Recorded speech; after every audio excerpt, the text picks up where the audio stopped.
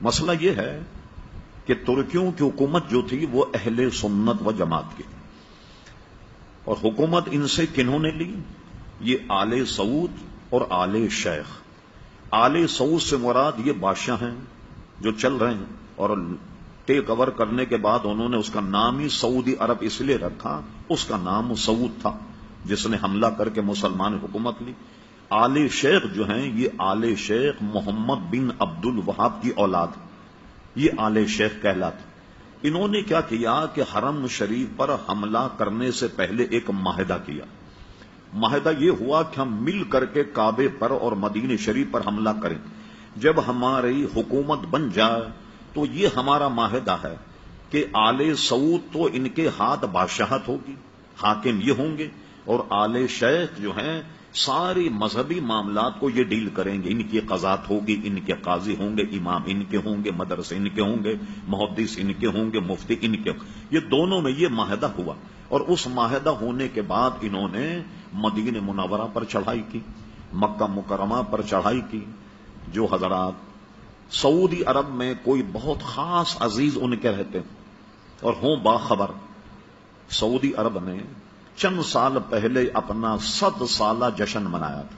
100 سالہ جشن، پوچھے جنہوں نے پروگرام دیکھا، ملک عبد العزیز کو حرم شریف میں گھوڑے پر بیٹھ کر تلوار سے لوگوں کو قتل کرتا ہوا دکھایا گیا۔ حرم شریف تو کیا یہودی آ گئے تھے حرم شریف میں؟ کون تھے جن کا قتل عام کیا؟ وہ سب سنی تھے۔ مسجد نبوی کے امام کو مصلی پر تلوار سے ذبح کیا، اور صرف 200 حضرات نے مدینہ شریف پر حملہ کیا۔ میں سن 77 میں پہلی مرتبہ مدینہ شریف گیا، قطب مدینہ حضرت اللہ مولانا ضیاء الدین صاحب مدنی رحمت اللہ علیہ کے یہاں 40 دن رہا، معاملات سنتا رہا، تو انہوں نے بتایا کہ صرف 200 آدمیوں نے حملہ کیا تھا مدینہ شریف، اور وہ اتنے پکے دیندار سنی تھے ترکی کہ جب انہوں نے حملہ کیا انہوں نے ہتھیار ڈال دی، اور یہ کہہ کر ہتھیار ڈال لیے کہ حرم رسول میں ہم قتل نہیں کریں۔ خود قتل ہو گئے مگر انہوں نے دفاع نہیں کیا۔ یہی حال مکہ کا ہوا، اور انہوں نے حکومتیں لی، لوگ سب بھول جاتے ہیں۔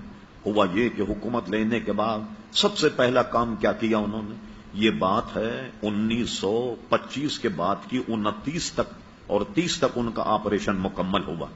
جنت البقیع پر بلڈوزر چلائے، گیتی اور پھاوڑے سے جنت البقیع کے شاندار مزارات اکھیڑ کر پھینکا، اہل بیت کے مزارات اکھیڑ کر پھینکے۔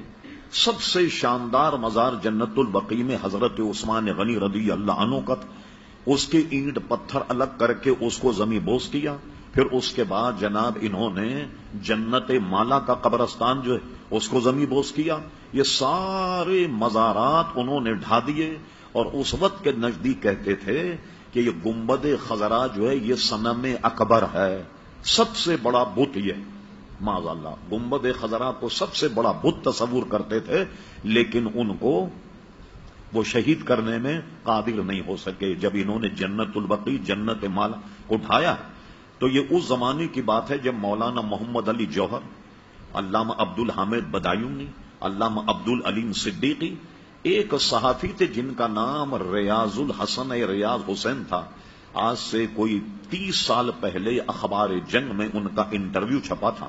یہ وہ وقت میں شامل تھے جو ہندوستان سے سعودی عرب میں احتجاج کرنے کے لیے آئے کہ بھئی ہندوستان کے مسلمان وغیر منقسم ہندوستان تھا جس میں پاکستان میں ہندوستان، انہوں نے احتجاج کیا، اور احتجاج کرنے کے بعد ان سے سعودی حکومت نے وعدہ کیا کہ ہم یہ دوبارہ بنائیں گے۔ یہ جو آپ ان بزرگوں کے مزار پر کچھ پتھر رکھے ہوئے دیکھتے ہیں کہ جس سے یہ پتہ لگ جائے کہ یہ حضرت فاطمہ کا مزار ہے، یہ حضرت امام حسن کا ہے، یہ اسی وقت کی برکت کہ یہ پتھر لگا کر انہوں نے ایک طرح سے نشاندہی کر دی کہ یہ ان کے مزارات ہیں، لیکن اس کے بنانے کا وعدہ انہوں نے پورا نہیں کیا۔ حضرت خدیجۃ الکبریٰ کا روضہ جنت مالا بہت شاندار بنا ہوا تھا۔ کسی صاحب کے پاس وقت ہو اس فقیر کے پاس آئیں، وہ تمام آپ کو میں فوٹو دکھاؤں گا کہ جو اس کے ڈھانے سے پہلے جنت البقیع جنت مالا۔ اب بتائیے ایسے حضرات جنہوں نے